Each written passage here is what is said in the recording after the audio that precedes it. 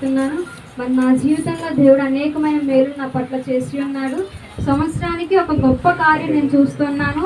మరి నా తల్లి జీవితంలో మరణం నుంచి దేవుడు మృత్యుంజయుడే ఆమెను లేపుతూ వచ్చాడు. ప్రతి సంవత్సరం కూడా అటువంటి గొప్ప సాక్ష్యంగా నన్ను సంవత్సరానికి ఒకటి నిలబెడుతూ ఉన్నాడు అనమాట. అందు నిమిత్తం దేవునికి స్తోత్రాలు చెల్లిస్తున్నాను. మరి ఈరోజు చెప్పే సాక్ష్యం ఏంటంటే, మరి నేను ఇంటర్మీడియట్ సెకండ్ ఇయర్ చదువుతున్నాను. లాస్ట్ ఇంకా ఫైనల్ ఎగ్జామ్స్, ఇంకా ప్రీ ఫైనల్ ఎగ్జామ్స్ జరుగుతూ ఉన్నాయి. November 7th, 2022. ఆ రోజంతా బాగానే ఉన్నాను. ఆల్రెడీ 3 ఎగ్జామ్స్ నాకు అయిపోయింది. 2 years జరుగుతుంది ఎగ్జామ్ నెక్స్ట్.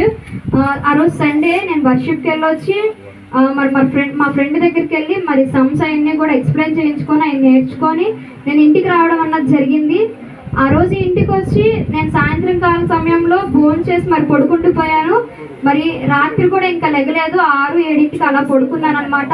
మరి మళ్ళీ నెక్స్ట్ డే మార్నింగ్ నా తల్లి లేపేంత వరకు కూడా నేను లెగట్లేదు. నా తల్లి లేపుతుంది, నాకు వినపడుతుంది, కానీ నేను లెగలేకపోతున్నా.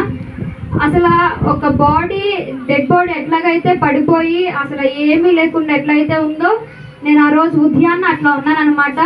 ఆ రోజు అసలు నిజంగా నాకేమైందో ఏం అర్థం కాలేదు.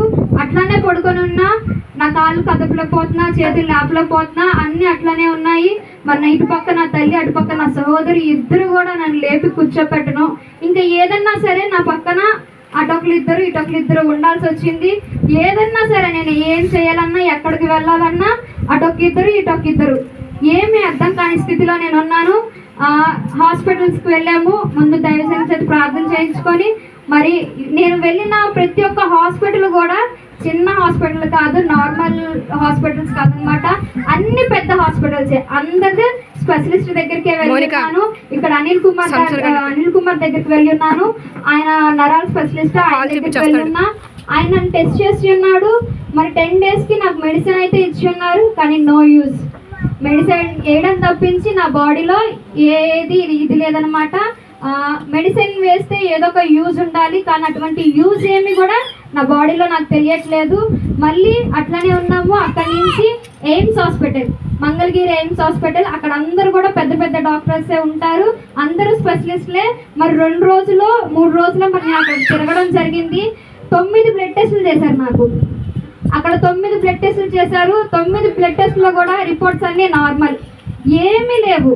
ఏమైందో వాళ్ళకి అర్థం కావట్లేదు, ఇక్కడ ఎవరికి అర్థం కావట్లా. ఎందుకు ఇట్లా అయిపోతున్నానో తెలియదు. ఆ తర్వాత మళ్ళీ ఇక్కడ విజయవాడలోనే విజయ స్పెషలిస్ట్ హాస్పిటల్ దగ్గరికి వెళ్ళాం. ఆయన కూడా స్పెషలిస్టే, నరాలకు సంబంధించింది. ఆయన పెద్ద డాక్టర్. ఆయన దగ్గరికి వెళ్ళున్నాం.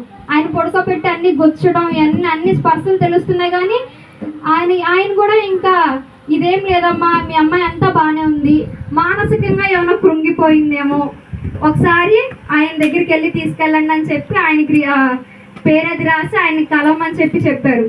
సరే అని చెప్పి మరి నా తల్లి నా తండ్రి ఇద్దరు కూడా నన్ను అక్కడికి తీసుకొని వెళ్ళడం జరిగింది. అక్కడ కూడా చూస్తున్నారు. ఆయన అన్ని క్వశ్చన్లు అడుగుతున్నారు.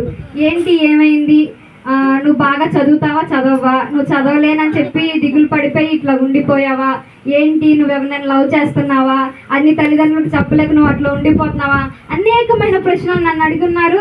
నా తల్లిదండ్రుల ముందు నన్ను కొన్ని అడిగారు. నా తల్లిదండ్రులు ఇద్దరిని బయటికి పంపించేసి నన్ను కొన్ని క్వశ్చన్స్ వేసి ఉన్నారు. వాటికి నేను మరి ధైర్యంగా అయితే సమాధానం చెప్పాను. ఆయనకు కూడా ఏం తెలియలేదనమాట. మళ్ళీ నా తల్లిదండ్రులు ఇద్దరిని పిలిపించి కూర్చోబెట్టి నన్ను అడిగి ఉన్నారు. ఏమీ లేదు, ఇంకొక సరే ఆయన అబ్బాయి కదా, ఆయనకి చెప్పలేకపోతున్నానేమో అని చెప్పి ఇంకొక లేడీ ఆమెకి రాసి ఉన్నారనమాట. మళ్ళీ ఆయన దగ్గర ఆమెకు రాసి ఉన్నారు. నేను ఒకటే చెప్పి ఉన్నా, ఇంకెక్కడికి వద్దు, ఇంకా చాలు అయిపోయిందని చెప్పి నేను ఉన్నాను. మరి నాకు దెయ్యం పట్టిందేమో అని మరి ప్రార్థన చేసి ఉన్నారు. అందరు నన్ను మధ్యలో కూర్చోబెట్టి చుట్టూరా ఉండి ప్రార్థన చేసి ఉన్నారు, కానీ ఎటువంటి దెయ్యం కూడా నాకు పట్టలేదన్నమాట. 2 నెలలు నేను అలాగే బాధపడి ఉన్నా. చర్చికి రావాలన్నా, నేను ఎక్కడికైనా వెళ్ళాలన్నా, కనీసం వాష్రూమ్కి వెళ్ళాలన్నా నేను అట్లాగే ఇద్దరు సపోర్ట్ నాకు కావాల్సి ఉంది. కానీ ఒక దినాన మరి నేను మొరపెట్టి ఉన్నా, ప్రభువా ఏంటి క్రిస్మస్ టైము డ్యాన్స్ వేయలేనేమో, నాకు డ్యాన్స్ అంటే చాలా ఇష్టం, ఇంకా అది వేయలేనేమో ప్రభువా, ఇంకా నేను చనిపోతానేమో, ఇంతేనేమో, నేను ఇట్లానే ఉండిపోతానేమో, ఇంకా ఇలా ఉండి బ్రతకడం దేనికి ప్రభువా, నన్ను తీసుకెళ్ళిపో నీ దగ్గరికి అని నేను ప్రార్థన చేస్తున్నాను. కానీ నిజమైన దేవుడు అనమాట. నేను ప్రార్థన చేస్తున్న ఆ దేవుడు నాన్న ప్రభు నన్ను స్వస్థపరచు, నీ సాక్షురాలుగా నన్ను నిలబెట్టుకో ప్రభు నేను ప్రార్థన చేసి ఉన్నా.